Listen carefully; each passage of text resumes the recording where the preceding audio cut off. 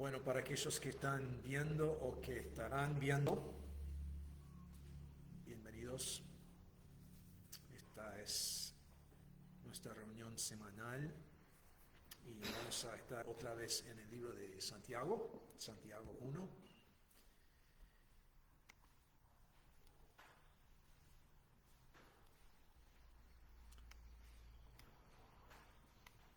No sé si dije esto,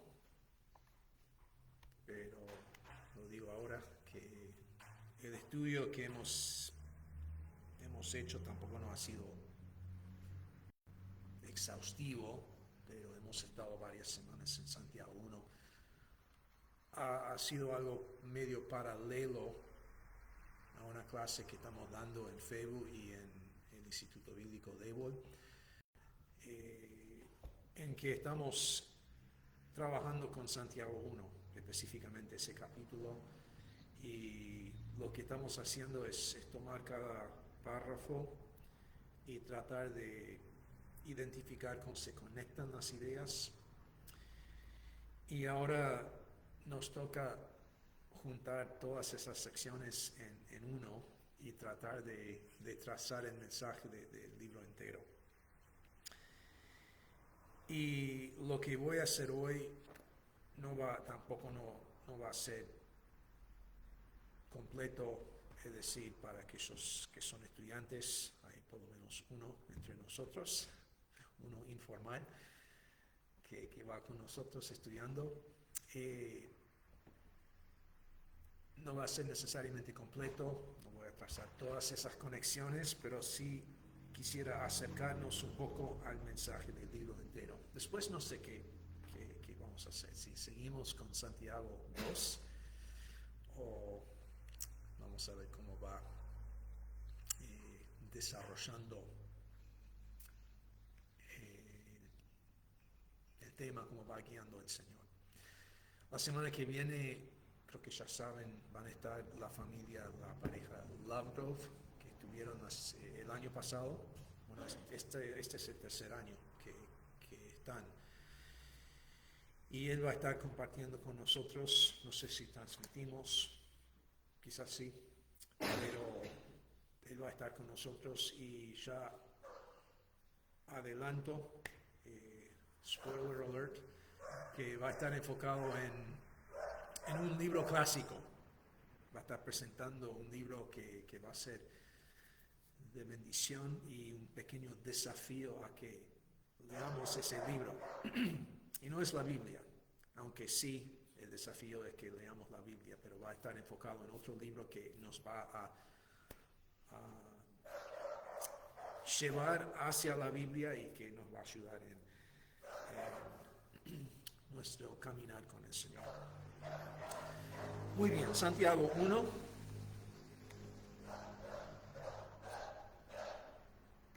De paso, estamos terminando el semestre de instituto y de FEBU y no digo inscripciones abiertas porque todavía no se ha publicado la lista de clases, pero inscripciones abiertas para aquellos que quisieran tomar una clase, estén acá con nosotros o estén viendo. Y ese es el fin del espacio publicitario. Y ahora seguimos con Santiago 1. Santiago 1. Santiago, siervo de Dios y del Señor Jesucristo, a las 12 tribus que están en la dispersión, saludos. Tened por sumo gozo, hermanos míos, de que os halléis o cuando os halléis en diversas pruebas, sabiendo que la prueba de vuestra fe produce paciencia, y que la paciencia tenga su perfecto resultado, para que seáis perfectos y completos sin que os falte cosa alguna, sin que os falte nada. Pero si alguno de vosotros se ve falto de sabiduría, que la pida a Dios, el cual da a todos abundantemente y sin reproche, y le será dada. Pero que pida con fe, sin dudar, porque el que duda es semejante a la ola del mar, impulsada por el viento y echada de una parte a otra. No piense, pues, que ese hombre que recibirá cosa alguna del Señor, siendo hombre de doble ánimo, inestable en todos sus caminos. Pero que el hermano de condición humilde se gloríe en su alta posición y el rico en su humillación, pues él pasará como la flor de la hierba, porque el sol sale con calor abrasador y seca la hierba, y su flor se cae, y la hermosura de su apariencia perece. Así también se marchitará el rico en medio de sus empresas. Bienaventurado el hombre que persevera bajo la prueba, porque una vez que ha sido aprobado, recibirá la corona de la vida que el Señor ha prometido a los que le aman. Que nadie diga cuando es tentado, soy tentado por Dios, porque Dios no puede ser tentado por el mal, y Él mismo no tienta a nadie, sino que cada uno es tentado cuando es llevado y seducido por su propia pasión. Después, cuando la pasión ha concebido, da a luz el pecado, y cuando el pecado es consumado, engendra la muerte. Amados hermanos míos, no os engañéis. Toda buena dádiva y todo don perfecto viene de lo alto. Desciende del Padre de las luces, con el cual no hay cambio ni sombra de variación. En el ejercicio de su voluntad, Él nos hizo nacer por la palabra de verdad, para que fuéramos las primicias de sus criaturas. Esto sabéis, o deben saberlo, mis amados hermanos, pero que cada uno sea pronto para oír, tardo para hablar, tardo para la ira, pues la ira del hombre no obra la justicia de Dios. Por lo cual, desechando toda inmundicia y todo resto de malicia, recibid con humildad la palabra implantada, que es poderosa para salvar vuestras almas. Sed hacedores de la palabra, y no solamente oidores, que se engañan a sí mismos. Porque si alguno es oidor de la palabra y no hacedor, es semejante a un hombre que mira su rostro natural en un espejo, pues después de mirarse a sí mismo e irse, inmediatamente se olvida de qué clase de persona es. Pero el que mira atentamente a la ley perfecta, la ley de la libertad, y permanece en ella, no habiéndose vuelto un oidor olvidadizo, sino un hacedor eficaz, este será bienaventurado en lo que hace. Si alguno se cree religioso, pero no refrena su lengua, sino que engaña a su propio corazón, la religión del tal es vana. La religión pura y sin mácula delante de Dios, de nuestro Dios y Padre, es esta: visitar a los huérfanos y las viudas en sus aflicciones, y guardarse sin mancha del mundo. Padre, pedimos que nos guíes en este estudio y que no sea simplemente otro repaso más de un capítulo bien conocido, sino que toques nuestros corazones con el poder de tu palabra y de tu espíritu, y que nos cambies, que sigas transformándonos a la imagen de Jesús, la imagen que vemos en estas palabras, porque Jesús vivió esto. Él perseveró pensando en el gozo que estaba por delante. Él nunca pecó con su boca, nunca estaba enojado de manera pecaminosa. Él visitó a los huérfanos, por así decirlo. Estaba con todos, amable, y buscó agradarte a ti en todo. Y es nuestra sabiduría. Y pedimos, Padre, que veamos en estas palabras a Jesús y que seamos así cambiados. Y bendice, Padre, a aquellos que no pueden estar, nosotros. Y confesamos que vivimos en necesidad justo de estas palabras, porque estamos todos en necesidades físicas y de otros índoles, que nos encontramos en necesidad de ti, de sabiduría, y nos fijamos en ti, fijamos nuestros ojos en ti, pidiendo ahora tu ayuda. En el nombre de Jesús. Amén. Creo que todos queremos no solo sobrevivir la vida, sino vivirla.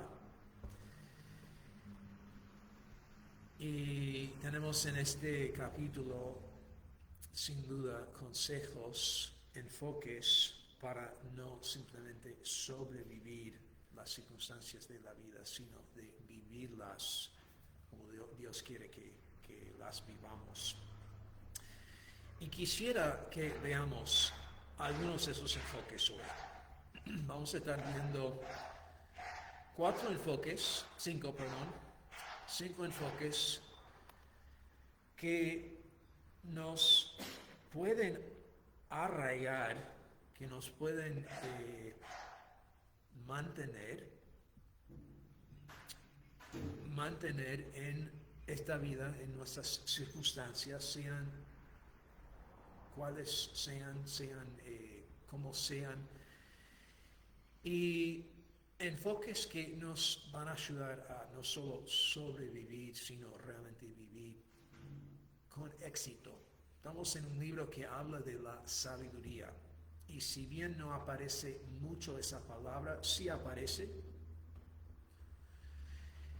Y más allá de la palabra en sí, es un libro que tiene sus similitudes con otro libro de la Biblia, que es el libro de Proverbios, que también habla de la sabiduría. Y la sabiduría bíblica, no me refiero a la sabiduría griega que estaba en la vuelta cuando fue escrito este libro, pero la sabiduría bíblica que era parte de la cultura del escritor y los lectores de este libro.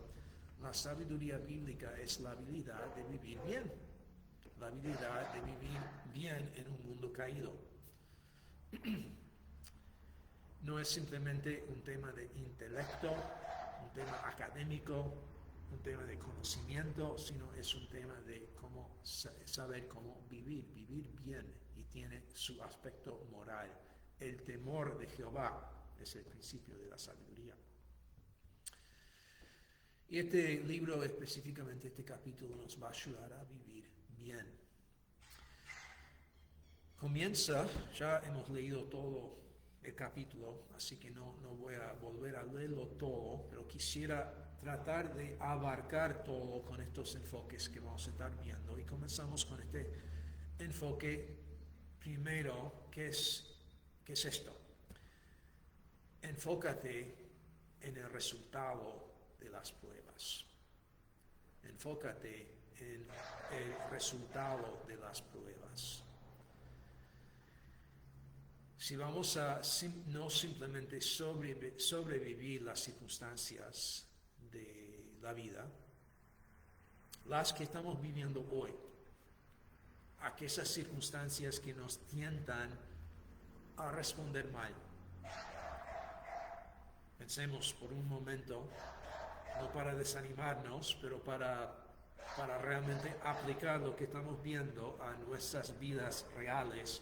Pensemos un momento en la semana pasada y cómo hemos reaccionado, sea de corazón, o sea con palabras, o sea con acciones, pensemos en cómo hemos respondido a las circunstancias de la vida. Esas circunstancias no fueron circunstancias nomás, es decir, no nos pasaron al azar por casualidad, sino que hubo una intención. Vamos a ver ese enfoque en un momento de quién fue aquel quien diseñó todo lo que nos pasó en la semana pasada. Pero enfócate y nos enfoquémonos en esta realidad, primeramente, que esas circunstancias realmente tuvieron un propósito, un resultado diseñado, y es para mejorarnos. La prueba de nuestra fe obra ¿qué? Obra paciencia, perseverancia. Versículo 3. Sabiendo que la prueba de vuestra fe produce paciencia. Enfócate en esa realidad, de tal forma que sea un motivo de gozo cuando pasan esas circunstancias. No solo es que la prueba produce paciencia, sino que está la posibilidad de que esa paciencia, esa perseverancia produzca un perfecto resultado. Y es que seamos eso, perfectos, completos. Quizás podríamos agregar otras palabras: maduros, íntegros, completos, sin faltar nada, sin incluir lo que no se debe incluir, que seamos íntegros. Y ese es el resultado de lo que te pasó en esta semana pasada. Sea un golpe fuerte, sea algo que simplemente fue inconveniente, tuvo su intención y puede tener su resultado. Y si vamos a no simplemente sobrevivir estas circunstancias, sino vivirlas de manera que glorifica a Dios, tenemos que tener ese enfoque. Primeramente, enfócate en el resultado de las pruebas. Nota que es un enfoque hacia el futuro, y no será el último enfoque hacia el futuro que vamos a ver en este pasaje. Los cristianos somos, sí, estamos viviendo en el presente, y el Evangelio tiene impacto, tiene efecto, tiene aplicación al presente, sin duda. Pero somos gente, somos el pueblo de Dios, y somos personas que tenemos un ojo, un enfoque, siempre distraídos por lo que ha de venir. Y lo que ha de venir es bueno. En primer lugar, es un resultado que nos cambia. Aún estas circunstancias presentes tienen un resultado, y es la integridad, ser completo. Y cuando pasan estas experiencias, nos encontramos muchas veces en necesidad de sabiduría. Y otra vez, la sabiduría bíblica no es simplemente entendimiento. Está ese aspecto. Vienen las pruebas y no entendemos qué está pasando. Pero creo que hay algo más profundo que el meramente conocer lo que está pasando, entender lo que está pasando. Estamos hablando de la habilidad de vivir bien, y nos encontramos en faltando esa sabiduría. Las pruebas pueden tener el efecto de hacernos completos, ese es el resultado que Dios ha diseñado, pero quizás te sientes todavía incompleto. Y es verdad, nos encontramos incompletos, específicamente nos encontramos en falta de sabiduría. ¿Y qué debemos hacer en tal caso? Debemos pedir. Debemos pedir. Pedir, sí, Dios da, hemos leído, Dios da abundantemente sin reproche, le será dado, pero no solo debemos pedir, pero debemos pedir con fe. Y ahora llegamos al segundo enfoque. Primer enfoque, enfócate en el resultado de las circunstancias, el resultado de las pruebas. Dios está haciendo algo en nosotros. Segundo enfoque, y esto quizás no va a sonar exactamente bien, pero después lo explico. Enfócate en la primera causa de tus circunstancias. La primera causa de tus circunstancias. ¿Por qué digo eso? Porque cuando Santiago nos insta a pedir sabiduría y cuando lo dice que pidamos con fe, usa esta imagen. La vimos en otras semanas, la vimos hoy. Esa imagen de una ola del mar que se encuentra impulsada por el viento y por ende inestable. ¿Por qué Santiago usa esa imagen para describir aquel o aquella que pide sabiduría pero dudando, que pide algo y no confía, que duda? ¿Por qué usa esa imagen? Creo que es importante que nos enfoquemos, que pensemos un poco en esa imagen para realmente entender de qué está hablando cuando dice que pidamos con fe. Pensamos a veces, ¿no?, que cuando oramos debemos pedir con fe y tratamos de hasta producir alguna respuesta de fe de nuestros corazones y nos encontramos pensando, me falta fe. Y creo que a veces tenemos la idea equivocada de tener fe y a veces podemos decir que no es tanto una cuestión de tener más fe. Jesús dijo que si tenés la fe de ¿qué? Eso, una semilla muy pequeña de mostaza. No es tanto la cantidad de fe que uno tenga, sino que en qué o en quién está puesta esa fe. Y me llamó la atención de un himno que cantamos hoy, y un himno sencillo y simple. Se nota que aquel que lo escribió no estaba preocupado con temas complicados de la teología.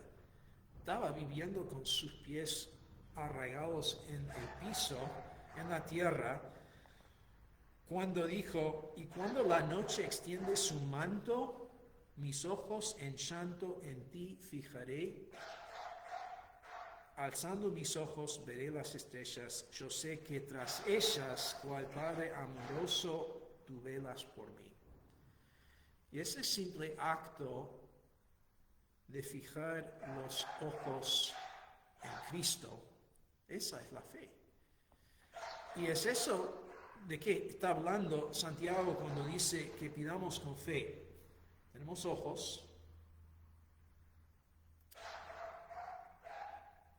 ¿Cuánto esfuerzo lleva enfocarme en algo?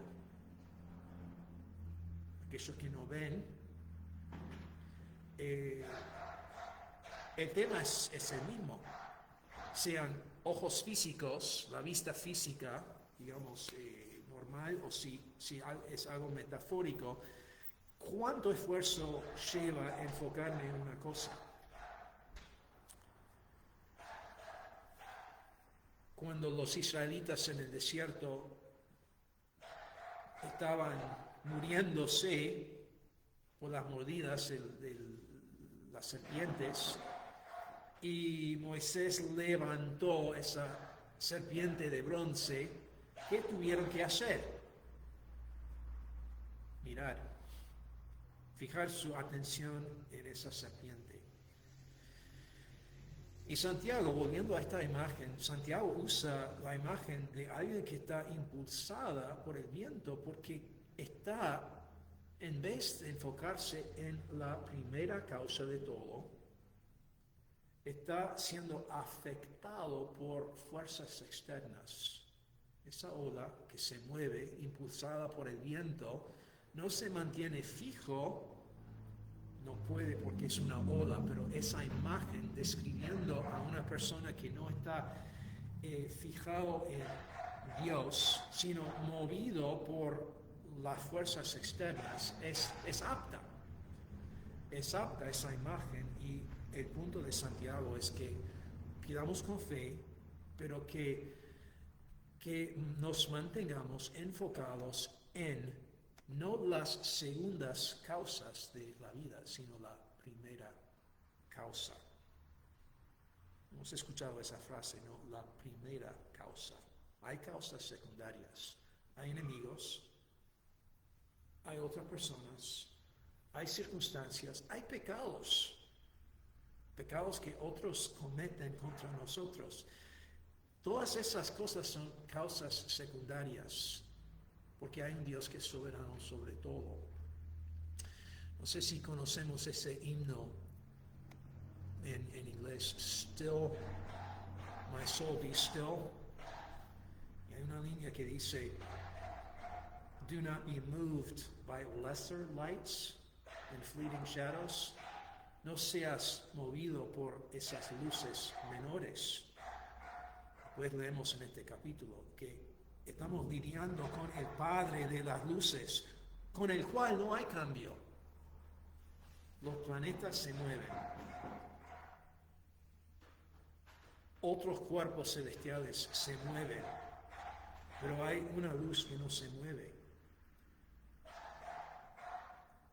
Y nos es necesario en cualquier circunstancia, sea importante, sea pequeña, y a veces son esas pequeñas cosas que nos irritan y que nos sacan de nuestros propios deseos, esas respuestas no correctas, no bíblicas, no íntegras.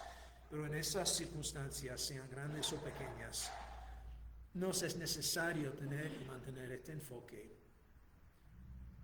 ¿En quién? En la primera causa de todo. Hay alguien que está detrás de todo,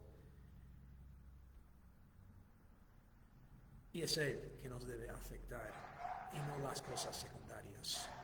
Pidamos con fe, pidamos no con doble ánimo, sino con fe en Dios. Esa sencilla lista: mis ojos en llanto en ti fijaré. Tercer enfoque, y estamos bajando en el capítulo, viendo de a poco. Tercer enfoque, y vuelvo a Santiago 1 para leer, que nos dice que el hermano de condición humilde, y realmente está hablando de cualquier hermano, suele ser los inconversos que lo tienen todo. ¿Quiénes son las personas más poderosas en este mundo? Aquellos que están en las noticias diariamente. Presidentes, hombres de negocio, políticos, aquellos que tienen para invertir, millonarios.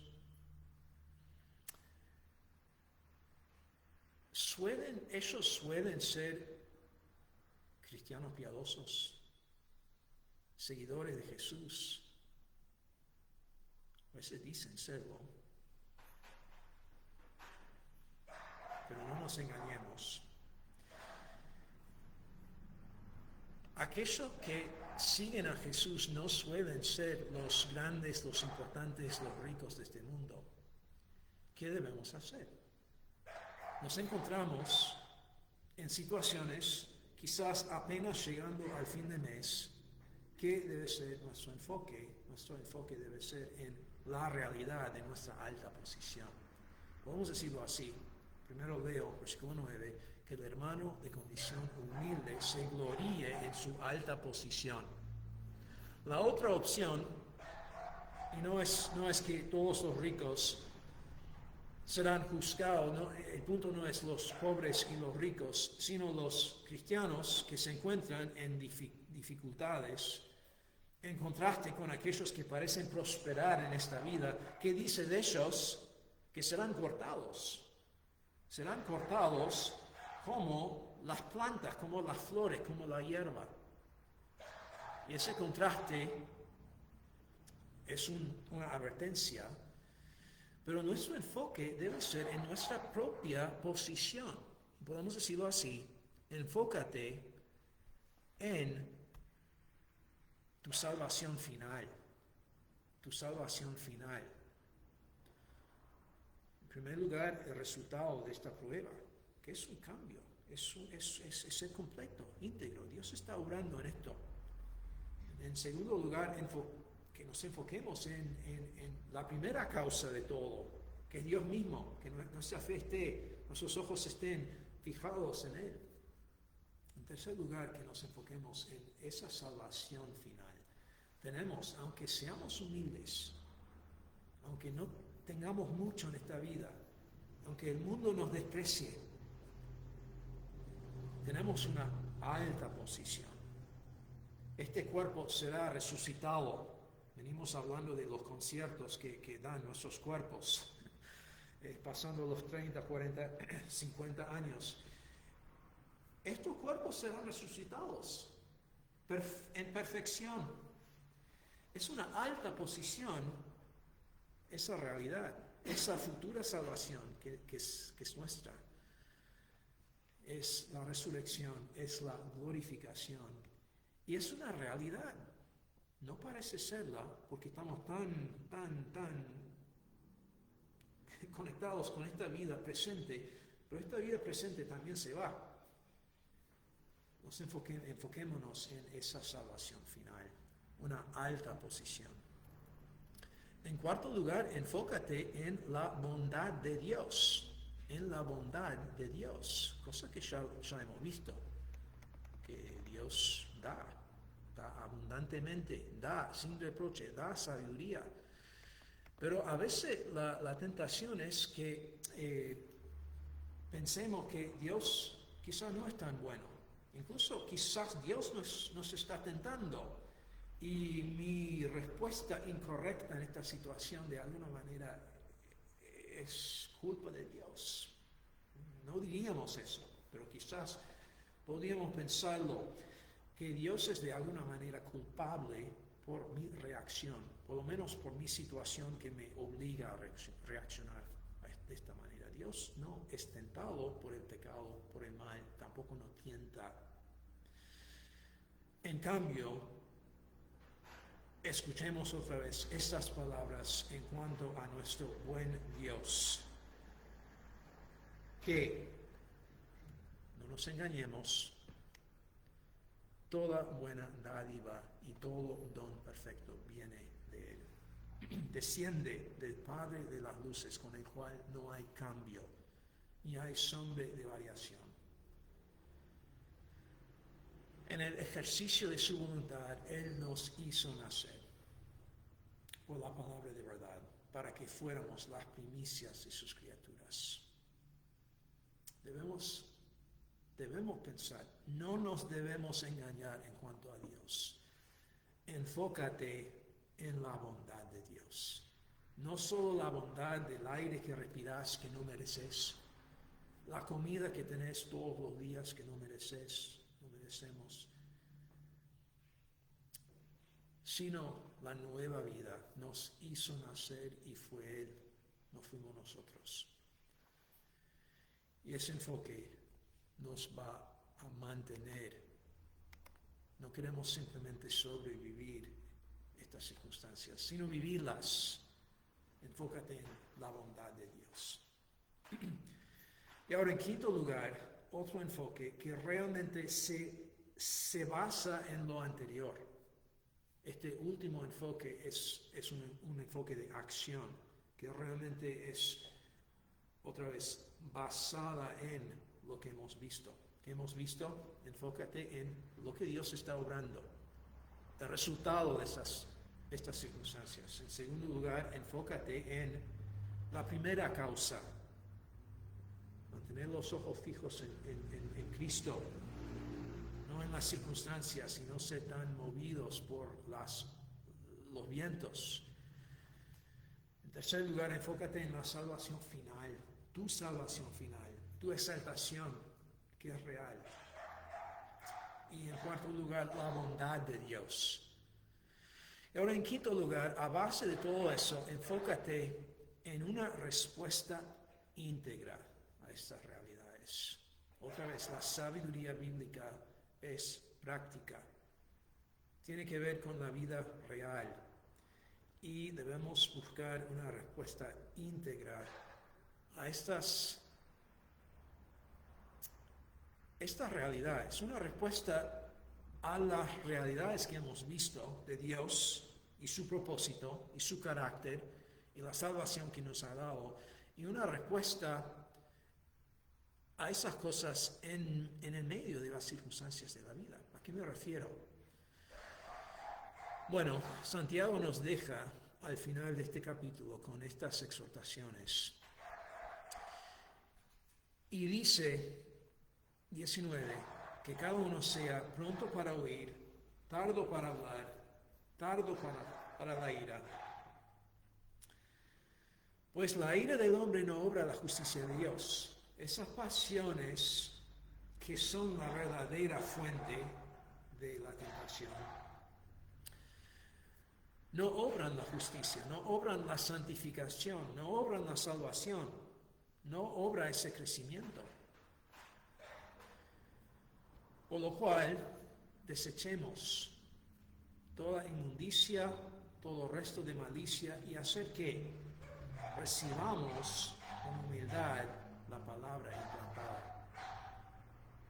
¿Cómo debemos responder a la bondad de Dios en todas sus manifestaciones, en todos sus aspectos?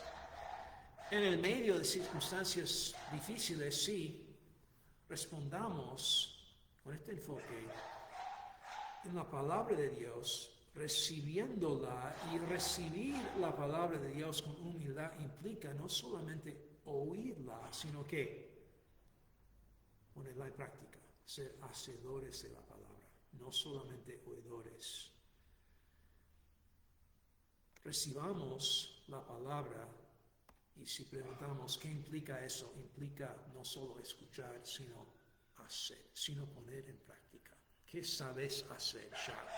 ¿Hay algo que ya sabes que debes hacer bíblicamente? Hay mucho que no sabemos, hay mucho que no entendemos, pero vamos años escuchando la palabra de Dios. ¿Hay algo que debo hacer que no lo hago?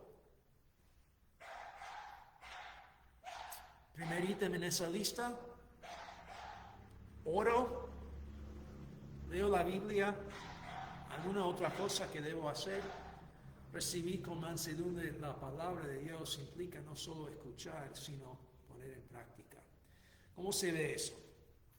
Si estoy poniendo en práctica lo que la Biblia dice, se va a ver de distintas formas. Santiago nos da varios ejemplos, pero podemos destilar todo eso en dos palabras. Bueno, una palabra, que es el amor. Amor hacia Dios y amor hacia el prójimo. Espero que podamos ver eso en el texto.